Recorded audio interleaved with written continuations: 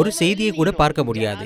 எல்லோரும் El Niño, ஜனாதிபதியும் El Niño, அமைச்சர்களும் El Niño, மற்றவர்களும் எல்லினோ. செய்திகளில் இதற்கென தனியாகவே பகுதிகள் ஒளிபரப்பப்படுகின்றன.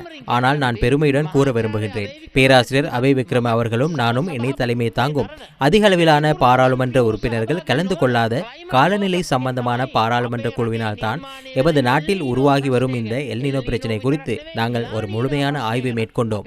எனவே நான் முக்கியமானதொன்றை கூற விரும்புகின்றேன். எல்னினோ காரணமாக ஒரு பாரதூரமான நிலைமை உருவாகி வருகின்றது. நிலைமை மிக வேகமாக மாறி வருகின்றது. பசிபிக் பெருங்கடலின் வெப்பநிலை 2.1 டிகிரி செல்சியஸினால் அதிகரிக்கின்றது.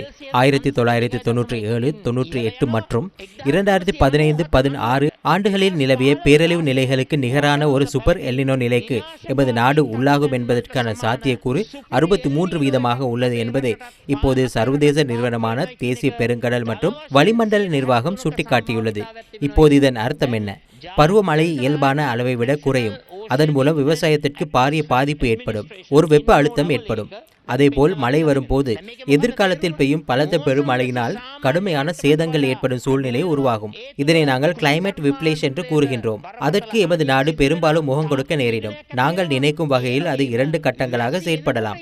இவ்வாறு நடக்கக்கூடாது என்று நாம் பிரார்த்திக்கின்றோம். ஜூலை, ஆகஸ்ட் மாதங்களில், அதேபோல் இந்த ஆண்டின் இறுதி பகுதிகளிலும் உண்மையில் ஆரம்ப காலகட்டங்களில் குறிப்பாக கடுமையான வறட்சி நிலையும் அதிக வெப்பம் கொண்ட சூழலும் உருவாகுவதுடன் எதிர்பாராத வெள்ளப்பெருக்கு மற்றும் மண் சரிவு போன்ற நிலைமைகளுக்கும் எமது நாடு முகம் கொடுக்க நேரிடும். இது குறித்து ஏதேனும் ஒரு நடவடிக்கை எடுக்க வேண்டும் என்று நாங்கள் நம்புகின்றோம். நாளை முதல் என்னையும் எல்லினோ சஜித் பிரேமதாஸ் என்று அழைக்க தொடங்குவார்கள். பரவாயில்லை, என்ன பெயர் வேண்டுமென்றாலும் சொல்லி கூப்பிடட்டும், என்ன வேண்டுமானாலும் கூறட்டும்.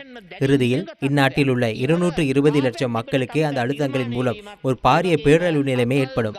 எனவே தயவு செய்து இந்த அறிவுரைகளை ஜனாதிபதிக்கு தெரியப்படுத்தி ஒரு ஜனாதிபதி செயலணியை நிறுவுமாறு நான் முன்மொழிகிறேன்.